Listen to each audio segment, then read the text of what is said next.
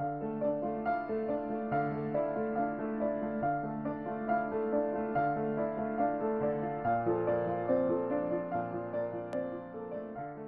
December is a modern-day retelling of the biblical story of the prodigal son. I wanted to take this classic story, which has inspired me for years, and put it in a modern context so we can think about it in terms that we understand, but also to tell a story from the perspective of the son himself, so that we can understand how we make mistakes in our lives.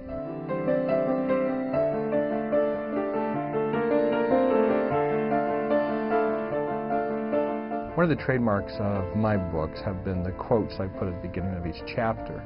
In Lost December, there's a lot of quotes I like. One of them I think is worth thinking about, and that is, "Only those who never step, never stumble."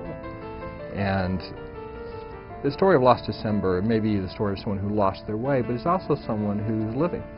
And the truth is, at one point, we all get lost. We all lose our way, unless you do nothing. And if you do nothing, you're already lost. It's important that we open ourselves up to the possibility of making mistakes and making wrong decisions, because as long as we're moving and we set our sights on the right and our compasses on the right destination, we'll find our way back. Some of the lessons in this story are lessons that a father might want to pass on to a son, but the strongest lesson of all is the one we get from the prodigal son itself, and that is the unconditional love of God. Obviously, in this book, Luke's father is a metaphor for God.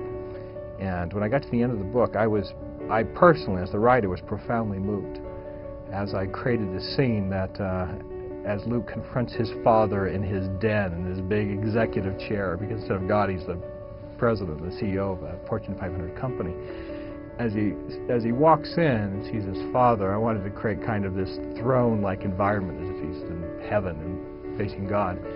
And Luke's father's response to him, I think, is profound.